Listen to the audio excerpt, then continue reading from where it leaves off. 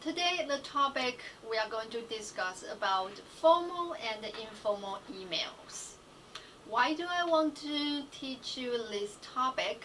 It's because I have received a lot of emails from my students recently, and then it's a little bit drive me crazy because the students do not use appropriate format and didn't use clear subject in the email. Okay, so it's very important for you to learn if you want to communicate with your professor perfectly. Okay, so first I have a question for you. Like, how do you contact your teacher? I list a couple ways. Like I've noticed how students contact with teacher, including using Line, Facebook Messenger, or Instagram, Skype, or email. For me, I'm very old school, so I'm a very old school traditional person. I use email to contact with professors, also use emails to communicate with my students actually. When I studied in America for my doctorate degree, email is the only way that I can reach my professor. Okay, I need to send her an email first in order to make an appointment with her. Even I kind of want to talk to her on the phone, I need to send the email first. So that's how I start to have less habits communicating via email. And then that's also why I can say it's very important today for our students, for you guys to learn. So before we start talking about the formal email, we are going to look at the informal one first. When will we use an informal email? First, you are going to send informal messages to your friends or your families. Okay, let's say it's like your text messengers or your comments on Line or Instagram with your friends. Okay, that means in the informal email, the style is more friendly, so accuracy is less important. Here I give you an example. Take 2 minutes to read this line and think about what it means. So you have 2 minutes to read this message.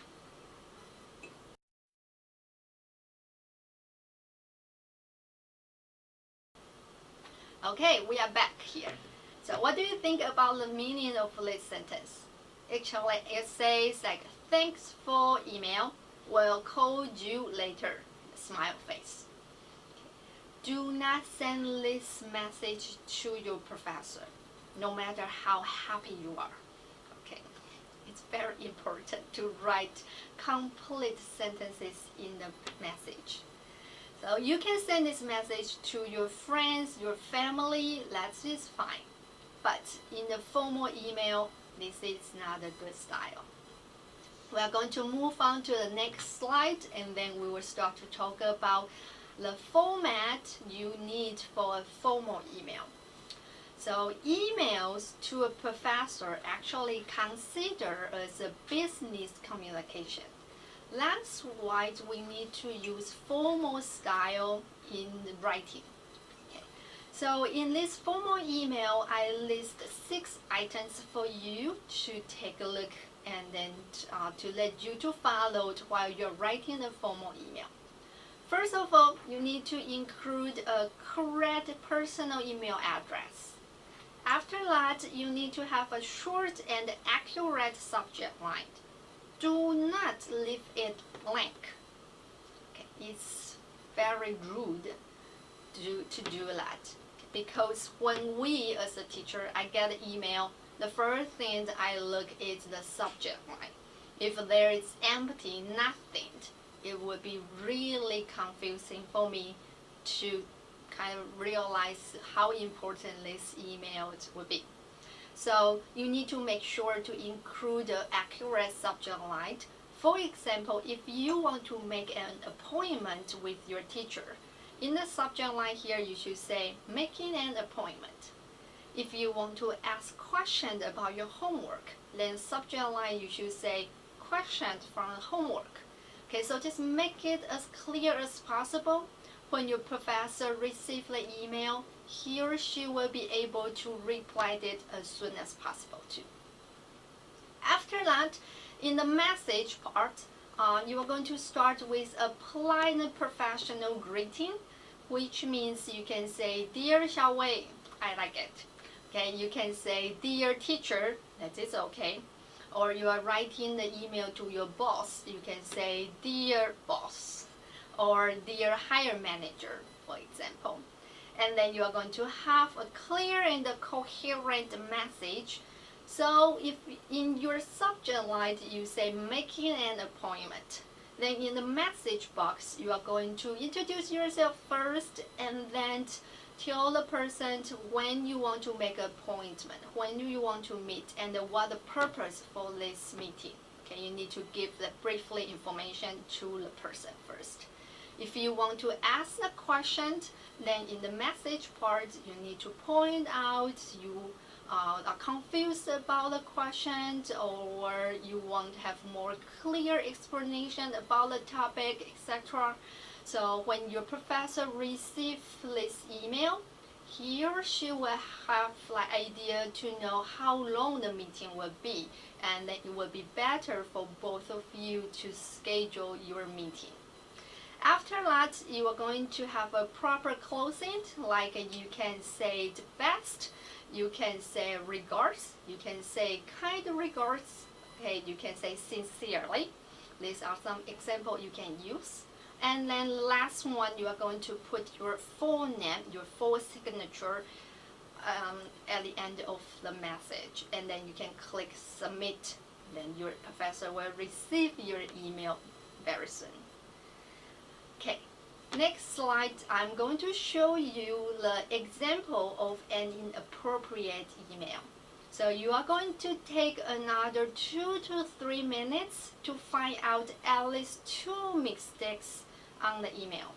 Okay, last email passage is very cute, but it's not formal at all. So now you have about 2 and 3 minutes to find out 2 mistakes from this email.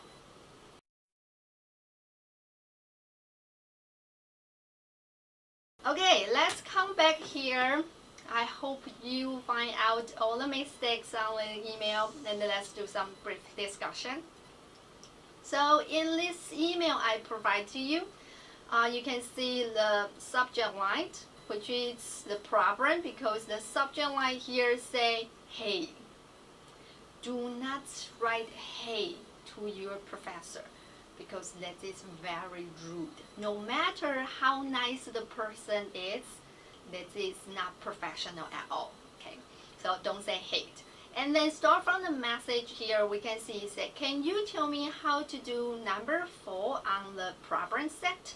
I know you went over it in class, but I have had a very long weekend test. Ha ha ha. And I lost my note. Please help. You're a cute student." So let's take a look at the problem here. You can see grammar is a problem, abbreviation is a problem, and then the student use like a capital letters, very long weekend to kind of emphasize the student has a really long weekend. That is not appropriate. Okay, and then like the student didn't really write his full name. He said, "You're a cute student." All of my students are very cute. I like them all. Alright. So if I receive this email, I will not know how to reply. Okay, I will just leave this email in my inbox, and then one day it will be in the trash box. So be careful. Don't do that. Okay. Okay, so that's telling us in the formal email here, you should not have slangs, abbreviations, or poor grammar, because all these things are not considered worth responding to. That's also the reason you will not receive any reply from your professor. Next slide, we are going to do more exercise about finding mistakes. So I'm showing you two emails that I received from my students. These are real examples. Okay, so you are going to read these two emails, circle the errors, rewrite the sentences into correct format in order to have a formal and appropriate email. You may have about 5 minutes to finish this task in class.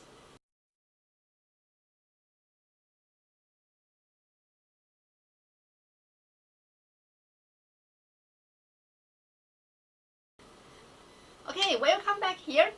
So let's look at example 1 here. We can see the subject about my homework, which is clear that it's okay.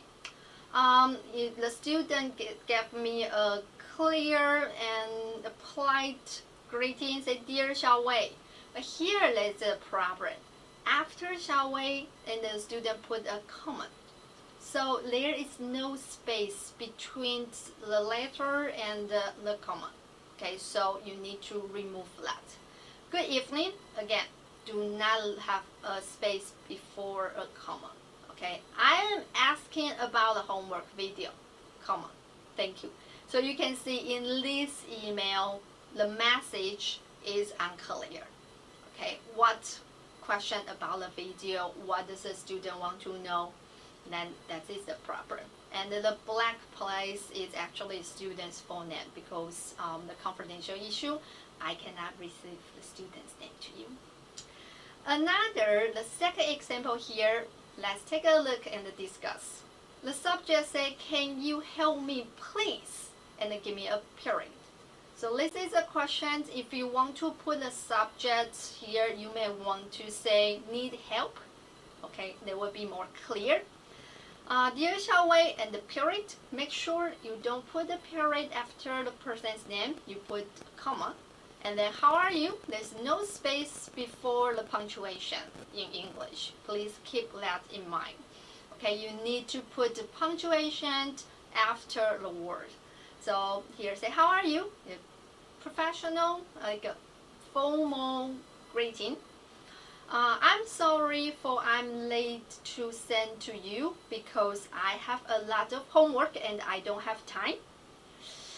Here I would say I can see a student trying to explain to me why she submitted the homework late. However, everyone is very busy.